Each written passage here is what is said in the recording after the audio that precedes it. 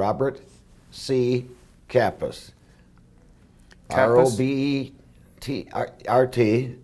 Robertkappes. Kappes. Kappes. And that's, is there any ethnic origin of it? Originally all German. German.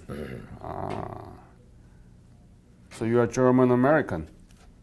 Well, basically way back, yes. What is your birthday? September the 28th, 1931. And where were you born? Stockton, Illinois. Actually, not Stockton, Illinois. I was born out in the country, which would have been Pleasant Valley, Illinois, but that is not an address, so it's Stockton, Illinois. So it's the Stockton. You stuck with the Stockton. Actually, it goes back because I always told everybody I was born in Stockton. I happened to look at my birth certificate, and it didn't say Stockton. What did it say? It said Pleasant Valley. Really? Yes. Then they have an address. Basically, yes. You are confused, baby. Yeah. Yeah. Tell me about your family when you were growing up, your parents and your siblings. Well, basically, I was the second of 6 kids. 6? 6, yes. Wow. 3 boys and 3 girls. The oldest 3 was boys, and the youngest 3 was girls. And my parents were, this was Depression era when we grew up. We ate good, but we didn't have all the things that a lot of people would like to have had, of course, but It was a difficult time for everybody. it was a difficult time for everybody. Yeah, hard times. My mother was Lutheran and my dad was Catholic, but we were raised Lutheran. Lutheran, Yes. okay. I see the school here, Lutheran school there. Yes. Yeah. And I've stayed with the Lutheran Church all my life, been very active in it. I'm a member of the church council. I've been on it quite a few different times, trying to help out to make sure things stay viable. I mean, that's the big thing. So what's the big thing about Lutheran Church? What is the specific characteristic that distinguish from other churches? That is a good question. The Lutheran Church is quite similar to the Catholic religion. It would date way back when Martin Luther had his thesis. Yep. 95 thesis. They didn't completely agree on some things, but they still carry. Part of our creed is still mentions Catholic, so it isn't that far away from it. But Luther's Reformation was based on the Bible. Right. Yeah, not that's from correct. not from the mouth of the Pope or. No, that is correct. Yeah. I think that's a very important And point. a lot of people don't realize that. You know. Exactly. So tell me about what school you went through. I went to high school in Stockton, What is the name of it? Stockton Public School District.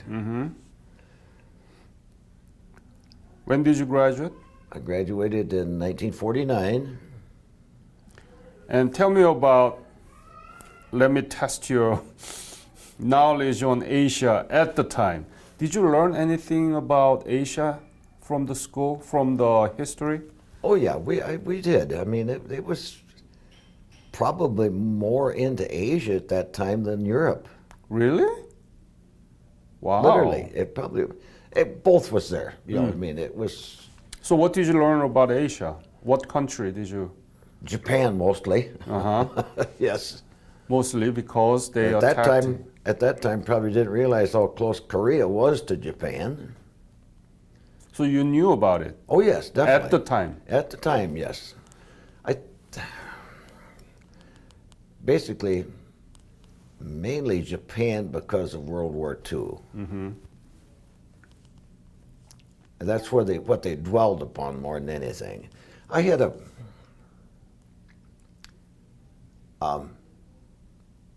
great aunt that was a Mother Superior in the Catholic Church who was in China.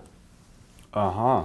And she was in a concentration camp under the Japanese rule in China at that time. So I found out quite a bit of stuff from that area from her.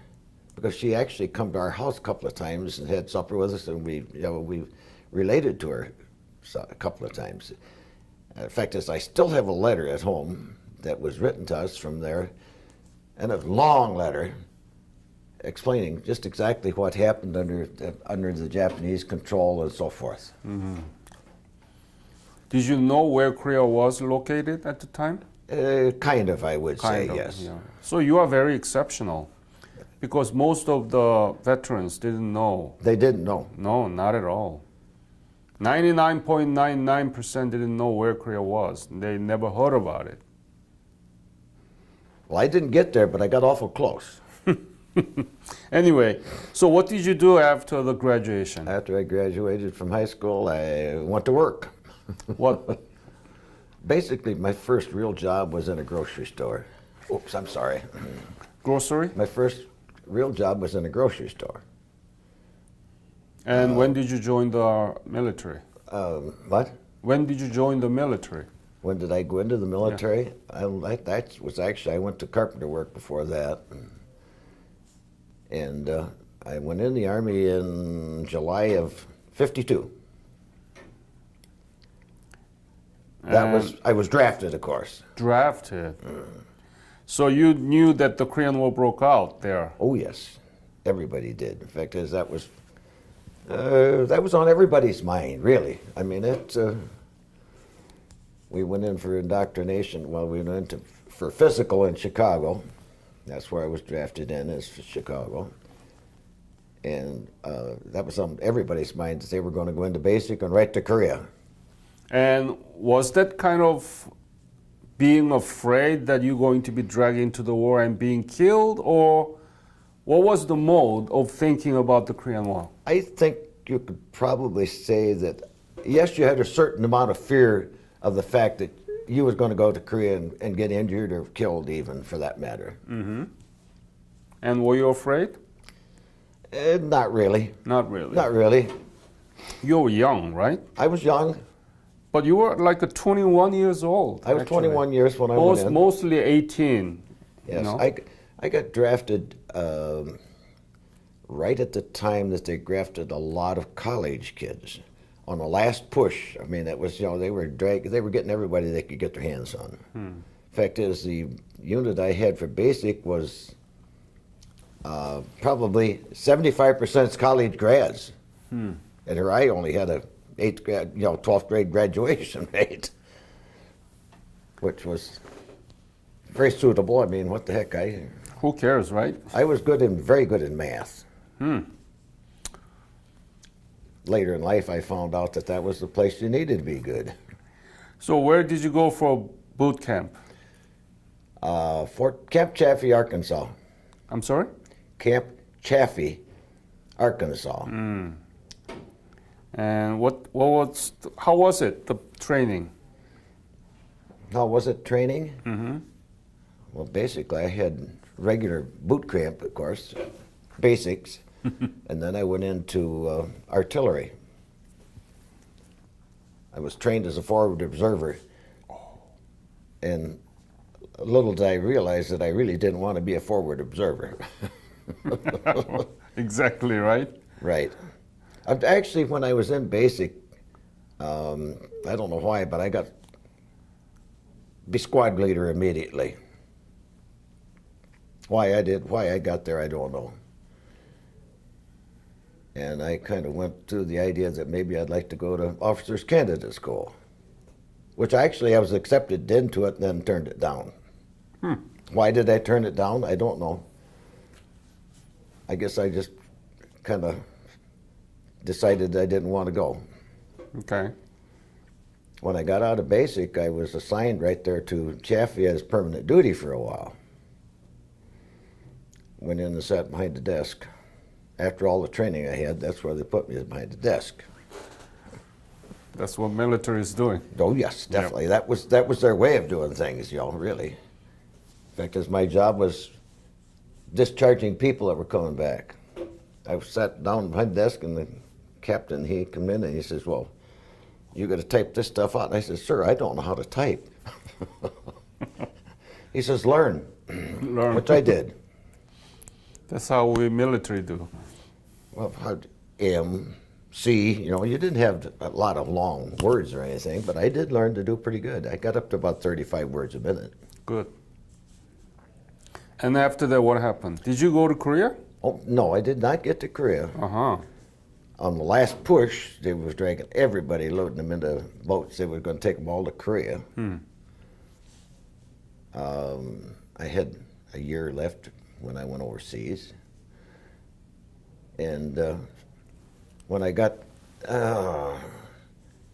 we pulled into Formosa Harbor. Formosa? Formosa Harbor. You left From the U.S. and we got to Formosa Harbor when on did a boat. When did you go? When did you depart the United States? When July, did you July of 52. July of 53. Right. That's why I kept my notes here with me. And What was the mission? what? What was the mission to Formosa? Nothing. We were going to get shore leaves there. I'd love to have had shore leaves there. I thought it would be fantastic to see, something like that.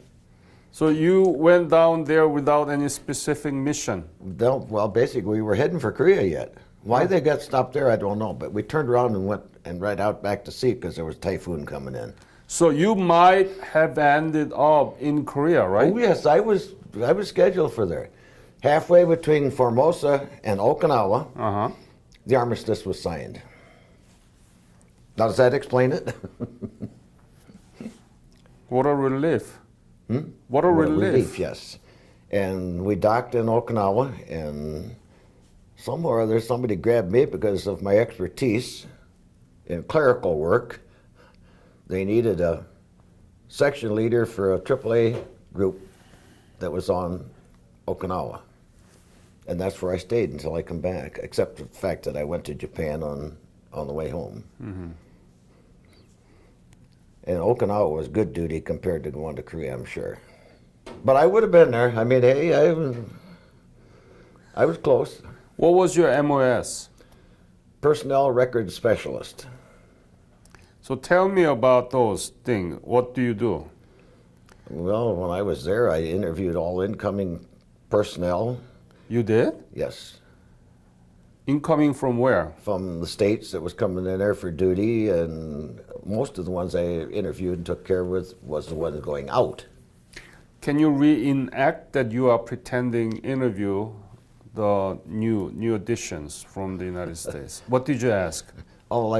Basically what you needed to know when somebody come in is their name, rank, serial number, what they did, and what they expected to do when they were there. And were you able to change any of those?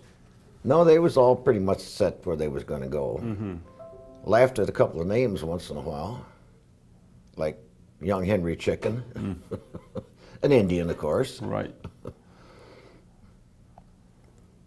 And it was interesting to interview some of them because, like, you'd get somebody from New York City, and here I am from boondocks, Right. literally. It was interesting. You could tell right away they weren't from your area, because of their voice and their sound and the way they talked and everything else. But it was actually very interesting work. What else did you do? Took care of all the records. Record? Yes. So there is a management system, right? Oh yes, definitely. Explain about those. These Filing. interviews will be heard by the children's students. Yeah, So okay. Filing system. When you come in, you'd have to get everybody's records and check with them to make sure they were correct, and file them. And every time you had a change in something, you had to enter it on their records and reestablish everything. how do you file? According to the last name alphabet or? Last name alphabet, yes. That's everything was first. Kappes, Robert C. You'd have to check out their leave status and their marital status and where they wanted to have their deductibles if they had an allowance going to somebody. And that was in Okinawa, right? That was on Okinawa, yes. What was your rank? A corporal. Corporal? I got that right in the States immediately. Huh. I was lucky. On the boats coming over, I had stripes, and I was maybe 5 people had stripes on the boat, so I had good assignment on the boat. And then suddenly you become corporal. But that was just a corporal, yeah. I guarded the kitchen going overseas. That was good because you always had plenty to eat. How was life in Okinawa? On Okinawa, it was interesting. And yes, I did get out to sea. Yeah. In other words, I utilized it to, I guess maybe what I would say mostly is, I think the military was actually good for me. Why? It improved my stature at understanding and looking at things different than you do as a kid. For example? Money. Tell me. I never wanted for money when I was in the Army. You liar. I saved money. Yeah, that means that you care for money. I mean, I used it. I mean, over there. I mean, heck, we live pretty good. Right. They provide everything. That's right. Right. So that you are not interested in money? Oh no, I was interested in money. I was always loaning money out to different people. And I'm stuff sorry, like that. then I misunderstood. So how does your military career affect you in terms of your perspective on money, for example? Well, let's put it this way. I never did waste money. And I think it actually made you think more about the fact that you don't want to waste money. You have to save money in order to have a decent life out of it. And that comes back from the Depression era, too.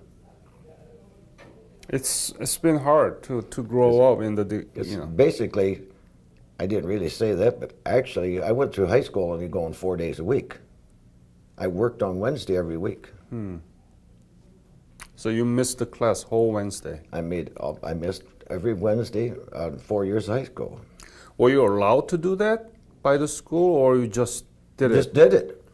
So teachers didn't like you. And I still passed with pretty good grades. A's in math. So actually, History now I didn't do too good in. So, how much were you paid as a corporal in Okinawa? oh boy, I knew you was going to ask me that question. If I remember correctly, I think I got $72 a month, plus $10 overseas pay. That would have been $82 a month, room and board included. Right. And clothes. And food, yeah, everything. Right? And clothes, right. And transportation. And transportation, right. So what did you do with that money? $82. We went out in on the village and so forth. I learned to like Japanese beer, especially the fact that I have an awful hard time getting used. Now, the kids are not supposed to hear this part. No problem. I had a hard time getting used to the fact that they served their beer at only 10 degrees above room temperature. Yeah. I think you probably realize that, didn't you? So a little bit warmer than Americans, A little right? bit, yeah, warmer American, yes. Yeah. In other words, if it was 70 in the room, you was going to get the beer at 60. And the quart bottles. Yes, we did do a little drinking while we was overseas. I never smoked, though. Did you send the money back to your family? Yes, I sent money home. How much? Probably at least the whole check, because I was making money off of the money I had, so I was sending quite a bit home. Let's put it this way, I saved enough that I bought a new car when I got home. That's what other Korean War veterans did too, you know. Did they really? Yeah, I mean, I bought a brand new car when I got Yeah. home because I'd saved it. yeah. I didn't waste it. Hey, the Depression taught you not to waste. Exactly. That's the lesson of the generation. You are the last leg of the great generation.